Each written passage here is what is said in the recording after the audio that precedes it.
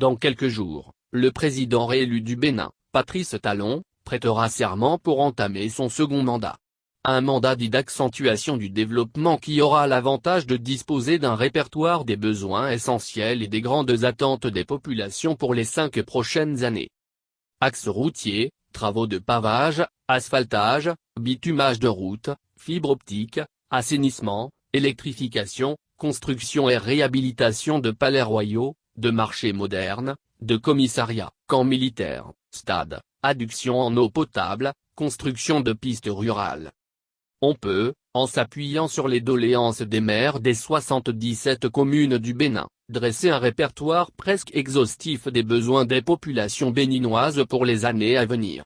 La tournée présidentielle à l'intérieur des communes, organisée peu avant la présidentielle d'avril, a eu le mérite de révéler les besoins spécifiques des populations. On sait donc, à des détails près, ce qui manque du nord au sud du pays, et ce nouveau mandat qui se veut celui du développement, d'après les promesses du duo Talon-Talata au cours de la campagne électorale, est destiné à y apporter des solutions. Materi a vu beaucoup de choses se faire ailleurs et attend avec foi et impatience son tour. Les réformes en cours lui font garder l'espoir d'un nouvel élan pour accélérer son plan de développement, espérait Robert Ouimbo-Cassa, maire de Materi.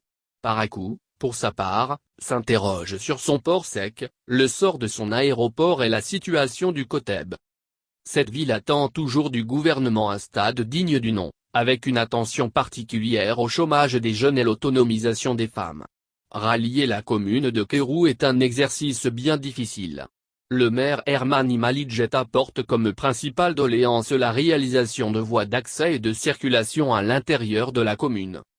À cela s'ajoute le manque d'enseignants et barres obliques ou de salles de classe, des besoins en centres et personnel de santé, la quête d'eau par endroits. Les besoins des populations semblent presque partout les mêmes. Adjoun a besoin des ouvrages de franchissement pour rallier plus facilement la commune d'Abomey-Calavi située à moins de 15 minutes de route. À Aplaoué, le maire et ses administrés souhaitent, entre autres, la modernisation de l'administration territoriale, l'amélioration des conditions de vie des populations, la réalisation des infrastructures socio-communautaires. Le développement, ça y est. Les 15 jours de mobilisation des électeurs pour les faire adhérer au projet de société des 3 duos en lice ont été une occasion pour largement évoquer le développement. Et c'est bien le duo Talon-Talata qui aura le plus évoqué ce terme au cours de la campagne. Le développement, ça y est.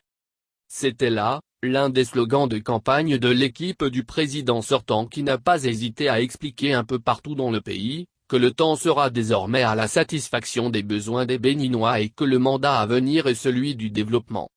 En tournée des semaines plus tôt dans le pays, le président sortant, réélu par KO, n'avait lui-même eu de cesse de rappeler que le Bénin a pris un nouvel envol. Le Bénin, pays riche, cela est aussi possible.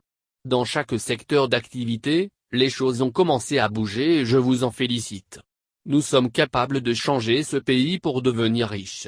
Un pays développé, cela se construit. Depuis quelques mois, nous avons compris que le développement est possible, indiquait le président dans l'une des communes à l'occasion de sa tournée. Le mérite est à vous. Mon rôle a été de vous forcer la main et de vous obliger à donner le meilleur de nous-mêmes et à vaincre nos travers. Notre pays n'est plus le même. Il a commencé à changer, soulignera-t-il par ailleurs. Le Bénin est guéri de sa maladie. Tout ce qui nous a manqué depuis des décennies, eau, routes, électricité, écoles, santé, les infrastructures, devient petitement réalité, poursuit-il. Plus jamais, le Bénin ne retournera en arrière. Notre responsabilité, c'est de mettre le pays en chantier. On peut constater que le Bénin a pris son envol. Le Bénin est un autre pays, dira Patrice Talon sous les ovations des populations partout à l'intérieur du pays. Des réformes politiques à parfaire.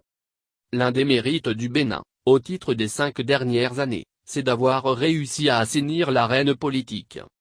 La réforme du système partisan lui a permis de tourner la page du multipartisme sauvage pour tendre vers de grands ensembles plus structurés.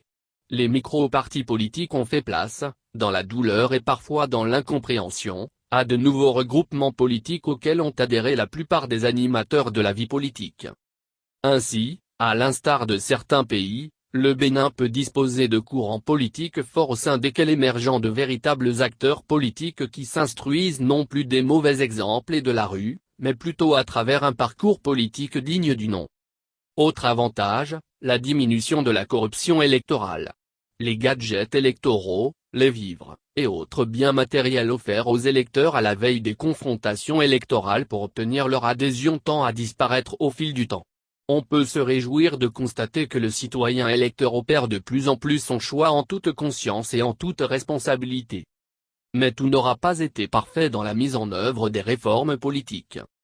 Des fissures plus ou moins importantes se sont introduites et méritent, pour les années à venir, qu'on s'y penche afin que les nouvelles règles qui régissent la vie politique au Bénin fassent l'unanimité et emportent l'adhésion de tous.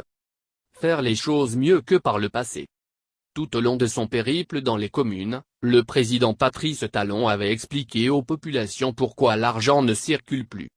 Il a profité de sa tournée pour révéler aux populations que, pendant des lustres, une poignée de gens, des privilégiés de la République se sont donné le plaisir de prendre indûment l'argent public et d'en disposer à leur guise. Il a fait savoir que l'argent qui allait dans les poches de quelques individus sert désormais à bâtir le pays, à construire les routes, les écoles, les centres de santé, à rendre l'eau potable disponible un peu partout. Le sujet tient tellement à cœur au président Patrice Talon qu'il l'aborde à toutes les étapes de sa tournée. Il n'y a eu aucun abattement sur les salaires des fonctionnaires qui d'ailleurs sont tous payés et à temps. Dès lors, l'argent qui ne circule plus et pour lequel certains ne le portent pas doit rester dans les caisses de l'État et servira à financer l'action publique. Nous avons essayé de faire ce qui paraissait primordial. Ce régime n'a été que le détonateur de cette volonté de réforme. Le pays fonctionne mieux, l'administration s'améliore et les services de l'État aux populations se font mieux désormais. Nous sommes dans un pays désormais plus assaini. Et même s'il manque encore beaucoup de choses, l'espoir est permis, soutient-il. Le président de la République est déterminé à changer le pays. Nous devons faire les choses mieux que par le passé. Dans tous les domaines, quelque chose se fait. Notre action commune nous a donné une autre mesure de la construction de notre pays. Ce qui se fait dans le pays n'a jamais été fait avec autant d'ampleur et à cette vitesse au cours d'un quinquennat, mais il reste beaucoup à faire, reconnaît-il. Pour lui, en effet, ce pays a complètement changé en peu de temps et l'État joue son rôle vis-à-vis de chacun. Comme il se plaît à le dire, le terrain est balisé pour que pendant 5 ans encore, un autre Bénin émerge et s'érige à la satisfaction de tout le peuple. Les populations en rêvent avec lui et cela peut s'apprécier à l'aune de 2 indicateurs. Le premier, c'est cette unanimité à réclamer sa candidature, il y a quelques mois et le second, c'est ce renouvellement avec une large approbation de son mandat pour que se poursuive en mieux, ce qui s'est fait jusque-là. Tout le challenge du nouveau quinquennat se trouve d'ailleurs là, parvenir à faire mieux et avec moins de douleur.